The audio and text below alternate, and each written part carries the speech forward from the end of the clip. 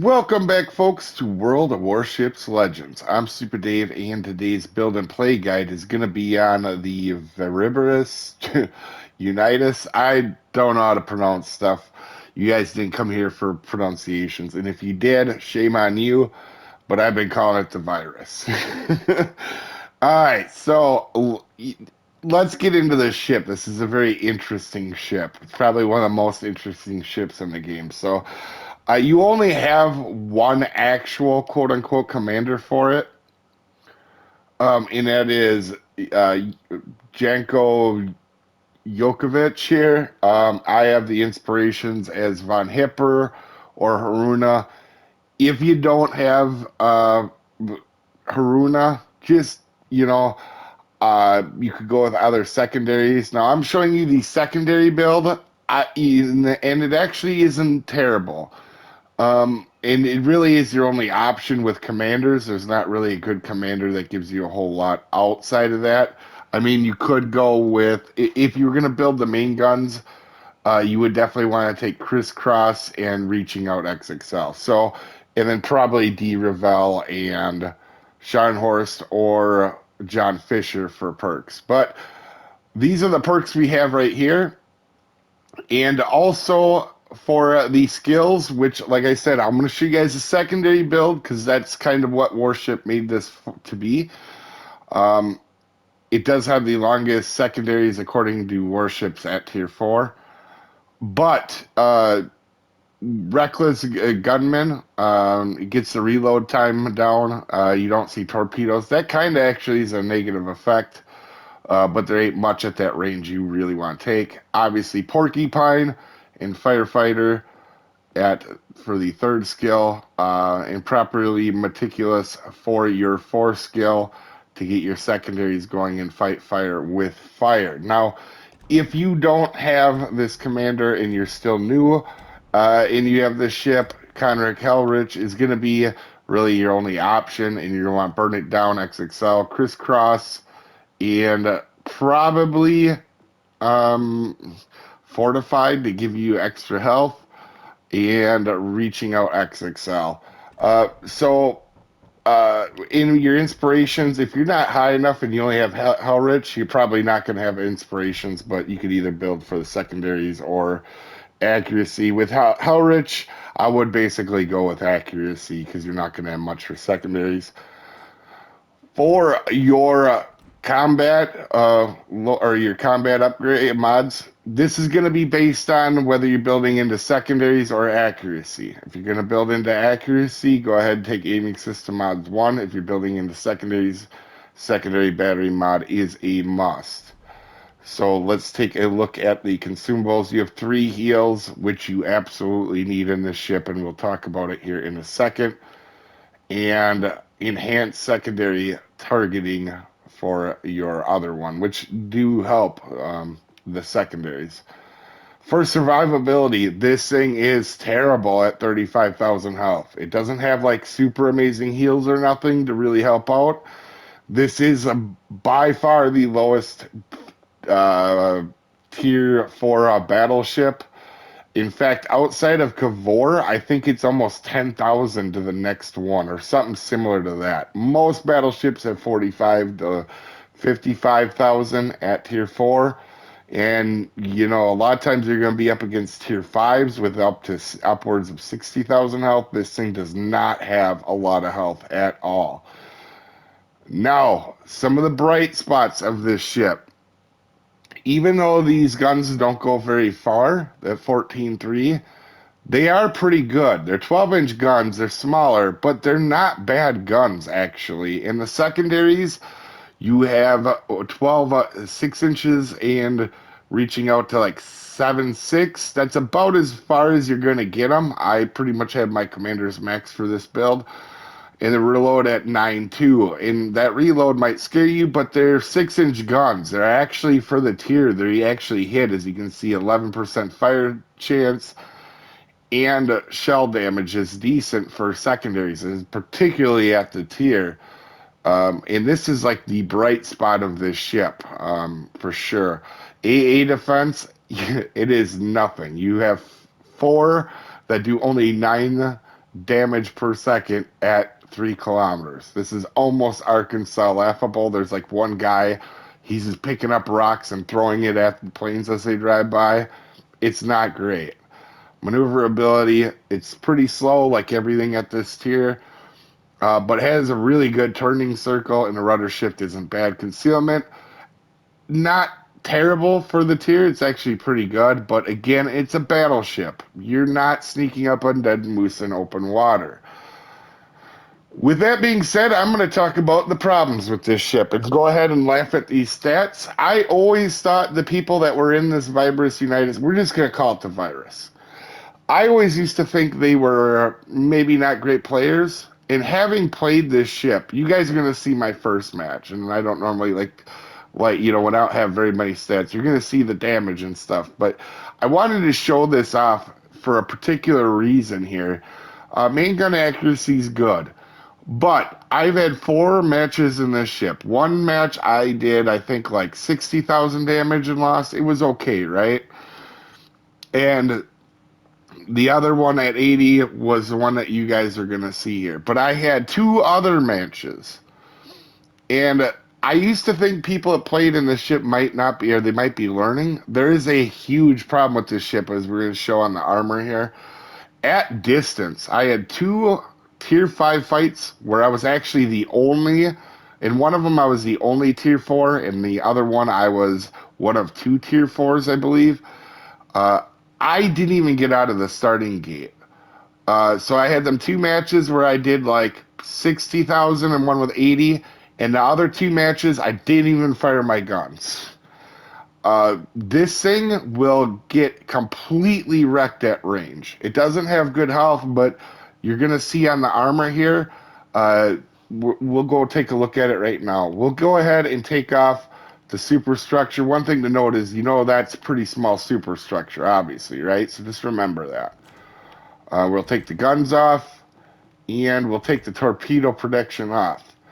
This ship, while very well armored and can tank very close in, especially the bow, because you have this 100, what is it, 160? So you're not getting overmatched on this front of this bow. The back you can with the 25 millimeter, but there's not a whole lot of 14. You'll see 14-inch guns, but that's about it. That's what it takes to get through that. And you're not really going to be giving up the back of your ship a whole lot with this icebreaker. You could get hit at the top of the bow, but not much. But let's get into the big issue with this ship. And I did not realize this until I got in it and got absolutely wrecked within like 2 minutes in 2 matches.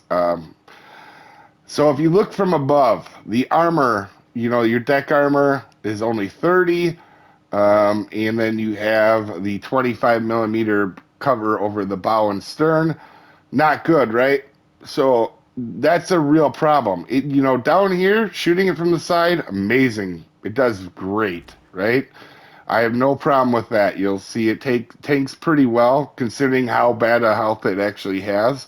And it does have a turtleback. So up close, this thing is very good. But at range, you're going to see how big this citadel is up the ship. It's pretty far up there. This thing, for the tier, doesn't have a ton out of the waterline as the ship goes, and the citadel reaches about halfway up.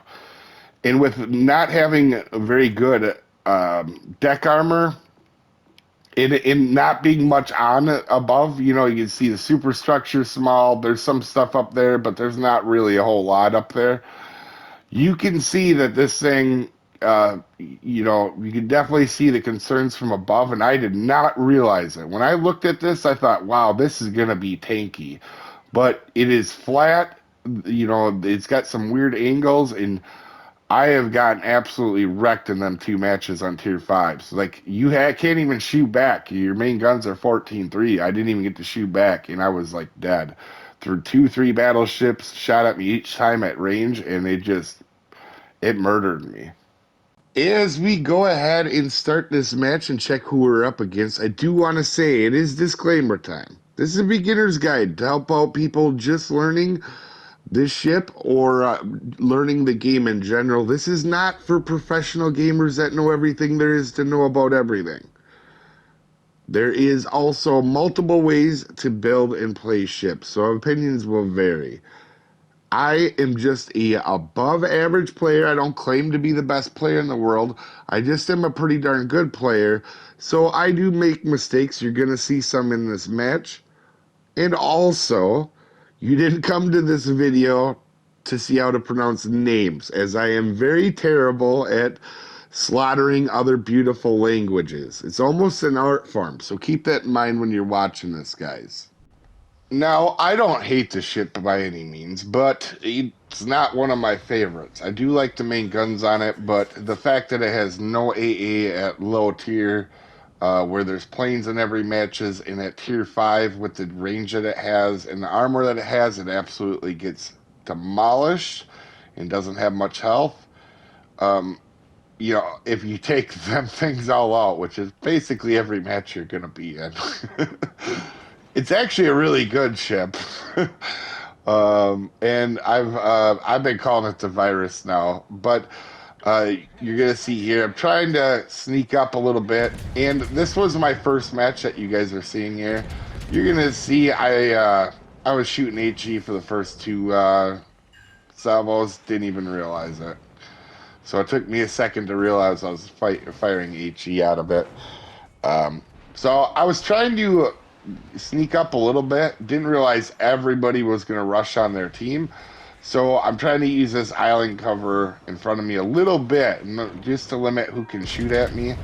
Is you're going to see we shoot HE, and then I think this is, yeah, I realized, oh, that Rattlehead could have and should have been dead, but we're going to go ahead and heal right off the bat. Now, this match, I do take a lot of focus fighting. You see, close up, it does really well. Like, there's been a lot of stuff shooting at me. This is the, 1.1 million damage potential at tier 4, and this was this match. That's a really high number for tier 4, even at a battleship. So it can take it when you get in close like this, but you get stuff 13 to 16 kilometers away where you can't even really defend yourself against it. They just absolutely wreck you. We get a double full fire and I think a torpedo hit from the airplane carrier. So we're gonna go ahead and put that fire out. I did wait a second just so that early on you take some fire damage. So I just was making sure I didn't get set on fire right away.